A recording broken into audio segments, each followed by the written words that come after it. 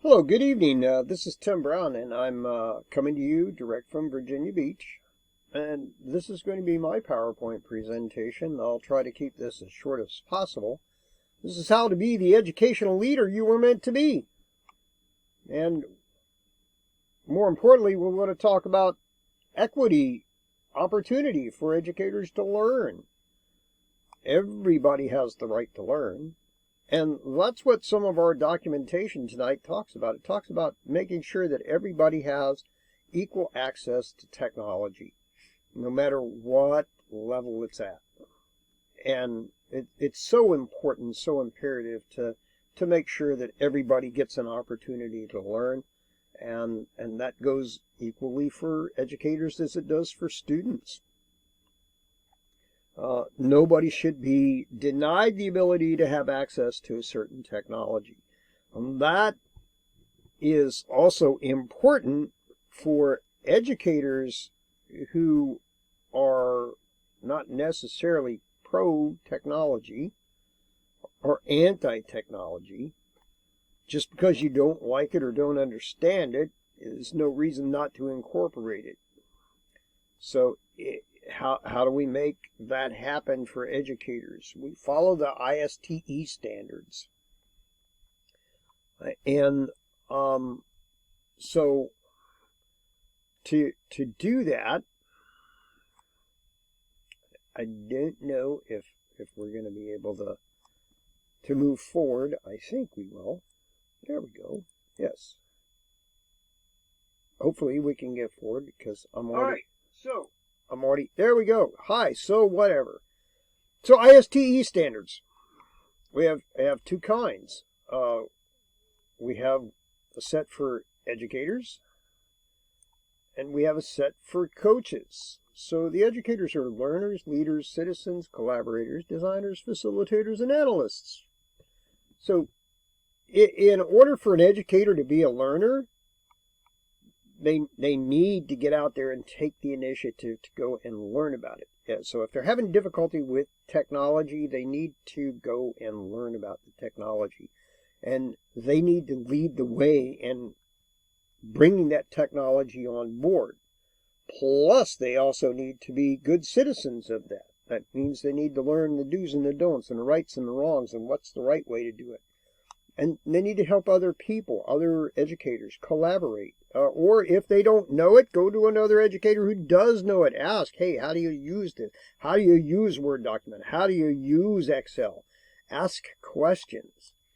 And if the model's not working, then work with other educators, collaborate, and design something that will work. And then turn around and teach everybody about it. Don't just hold it in. Don't just guard it. Oh, okay, knowledge is power. I got all the power, because you're not willing to share the knowledge. No, you have to go and share the knowledge. And then analyze it after you incorporate it. Is it really working for you, or isn't it working for you? And that's part of my research. That's what I call the educational dilemma. Is technology inclusiveness, the rapid evolution of it, the rapid inclusiveness of it, is it healthy? Or should we be still teaching some things from a traditional point of view instead of a student-centered point of view? It's difficult because we have some sleep deprivation, we have social problems, we have cognitive development problems. It's all showing up that technology is the cause of it. And so when do we incorporate technology? When don't we? And then how do we learn about it? And so we have to learn all the ins and the outs about it. And then we have coaches. Coaches are the people that are the agents for change. They're the ones that drive the change. They're the one to get people to, they draw out the potential that a person has. They're connected learners. They really know what's happening. They are the SME, the subject matter expert on it. If you want to be coached, you go to somebody who's an expert, a master at it.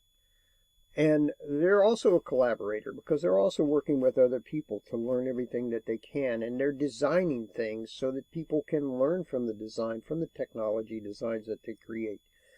And they're data driven. It isn't just a bunch of hooey palooey. It's facts. It's figures. It's what is, and they are all about promoting digital citizenship. They're an advocate for it. So, I mean, I consider myself more of a coach now today than an actual educator, but yet at the same time, I'm an educator. And the only reason why I say I'm more of a coach is because I've been out of the classroom for like 13 plus years, and I've been doing other things that are more in line with what a coach is. I mean, I've done instruction at the corporate level, but corporate level training is not the same as public level education. It's similar, but not the same. Public education is a category all of its own. So that's why I consider myself more of a coach than an educator, but yet I am an educator because I'm a teaching subject matter. And so, like I said, we have this dilemma thing. And so, how do we facilitate growth? What are the ways to encourage educators to include their professional development plans, things about technology? Just because you've done something for 30 years doesn't mean it's always the answer. It might be working really well for you, and that's great and wonderful. But what about that student who is not going to be living in the world that you grew up in? They are going to be in the world that they're growing up in. You owe it to them. It is your responsibility to teach them. And in order to teach them, you're going to have to learn on your own.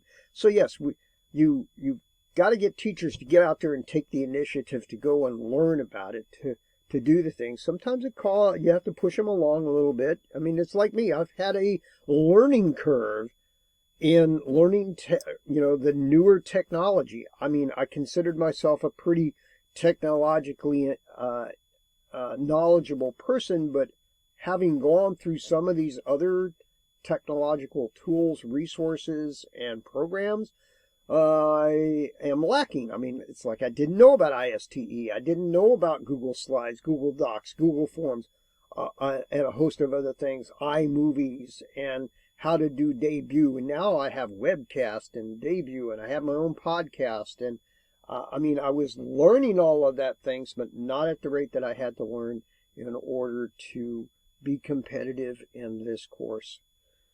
So, a lot. So what increases the access to opportunities for educators? It's simple. You get people that are willing to back you and support you and encourage you and provide you with the information and the resources necessary to get the job done.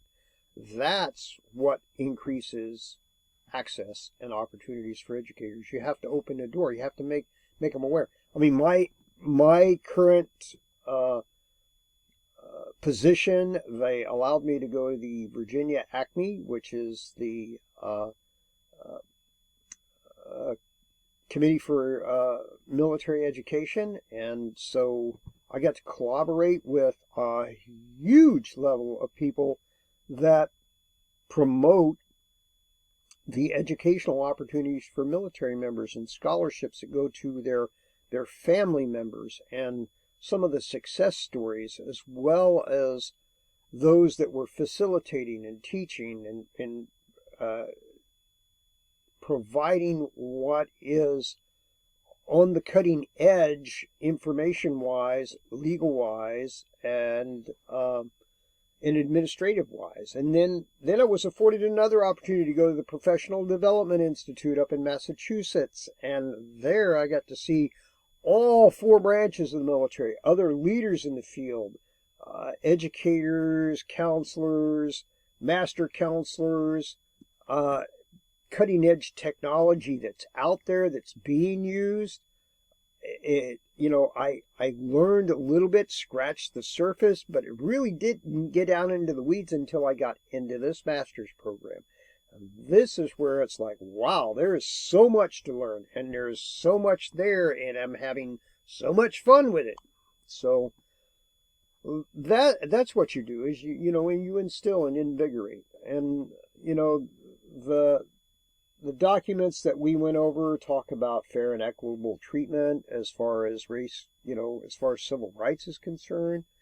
I mean, everybody has the same right to be treated the same. It doesn't matter what level it's at or what avenue it is. They all have that same right. So that's why I call it the educational dilemma. It's like, how is technology going to affect our public education system, socio-economic wise, as well as our student base and our education base. Parents, there are parents out there that haven't got a clue what technology is until somebody is willing to take the time to show them, to teach them, to help them. Because with a flipped classroom environment that we're seeing nowadays, parents need to know what technology is, and they need to be educated about that. So how do we handle that? How do we make it fair and equitable so that they are excited that their kids are learning about certain cutting edge technology? So it all becomes a big challenge. And so the educational opportunities are out there.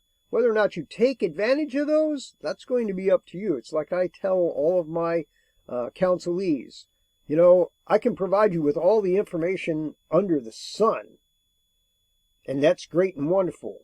But what really is going to count is what you do with it on the other side once you get it. Do you put it into practice? Do you get out there? Do you take the initiative? Do you do the research? Do you go find the books? Do you get on YouTube? Do you pull up data? Do you learn? That's what it is. You have to have the self-determination, self-drive, and self-understanding to make it happen, make it work. And you can do that. So, well, I hope this has been informative. I hope it's been fun. I love doing that. If you have any questions or comments, please email me. It's desertscorpion57@gmail.com. I'd love to hear from you. Be happy to help you out, collaborate with you, cooperate with you, and help you in any way, shape, or form that I can to help you learn. You have a good day. Take care. God bless. Bye now.